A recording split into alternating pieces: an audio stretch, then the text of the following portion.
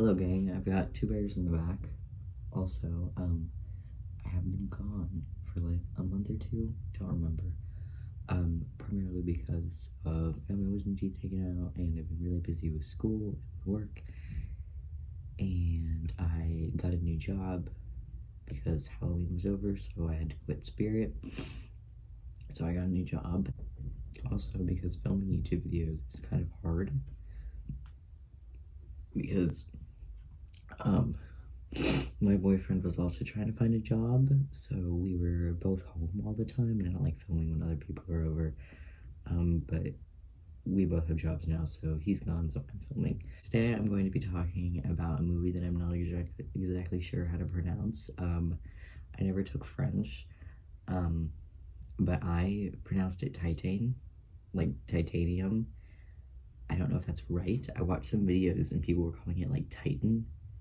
And I was like, wow, but it's got an E. Anyways, yeah.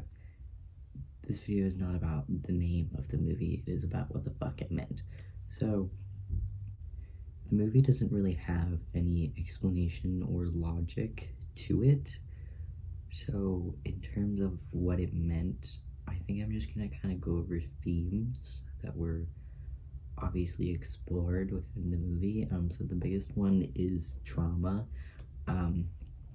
I know a lot of people, it's the car sex movie, that's what it is.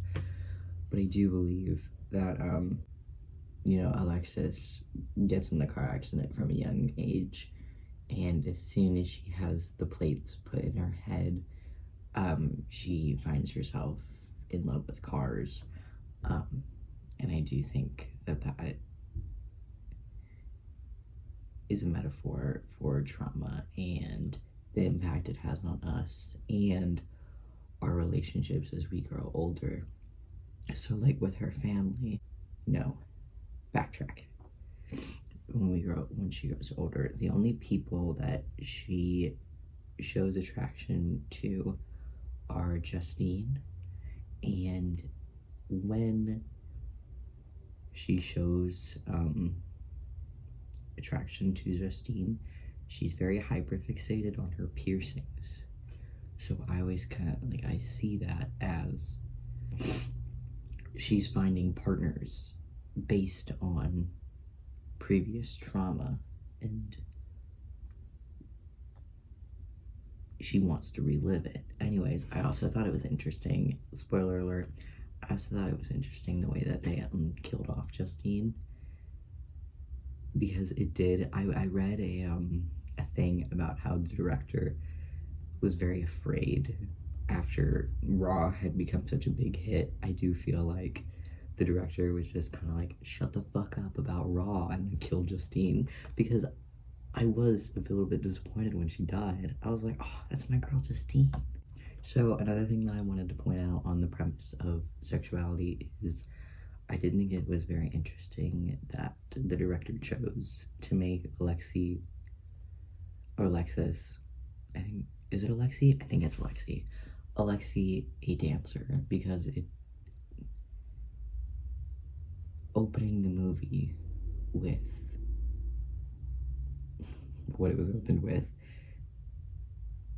does feel like the director is trying to get across of the over-sexualization of women who have gone through trauma. So the next theme that I wanted to talk about was family. So we know that Alexia didn't really get along with her parents. This is evident because of the way that she got into the car accident, but also afterwards, she seems to be nice to her mother, but mean to her father. This goes into like the roles of gender that are talked about in the movie. I'll explain that last. But it's never given an exact reason why Alexia doesn't get along with her family, but she does end up killing them so that she can run away. After running away, she reports herself as a missing child of somebody else, and a father takes her in thinking that she is his son.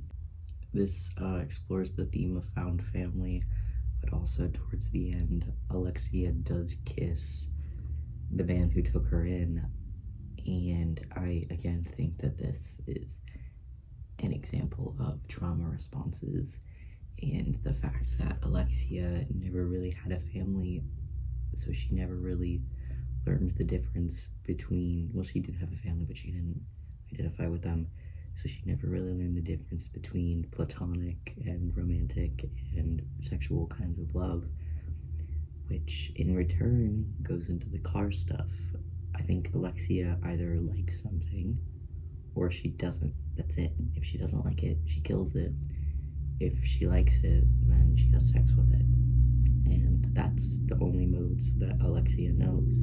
Before my phone dies, I want to go through the themes of gender real quick. Whether or not this is a film that can be read through a transgender perspective goes back and forth, but I do think that it is important to talk about how both the main characters, Alexia and the father, both display the destruction of self, which is a narrative that is commonly found in transgender related stories. So like when Alexi smashes her nose and shaves her head and all that jazz, she's destroying herself and creating something new. So I definitely think that Alexi's story is both a creation story in terms of her killing herself with the destruction and creating something else, but also when she dies, she gives birth to a baby. So it's a creation story of both her and also the baby. Now, towards the end of it, the father, he's been injecting himself with steroids. He finally gets over the empty hole in his heart from his lost child when he takes in Alexia's kid.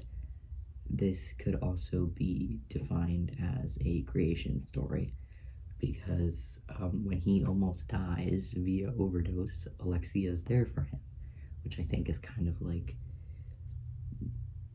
not he died physically, but he did die metaphorically, and after that he tells Alexia that no matter who she really is, he's her son, and he truly believes that even if Alexia isn't his son physically, she definitely is on an emotional level.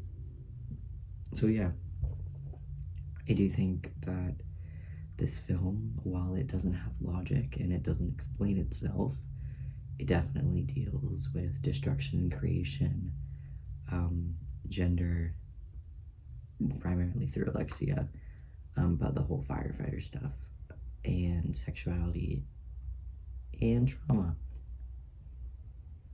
Hope you have a nice day. Please subscribe, and goodbye.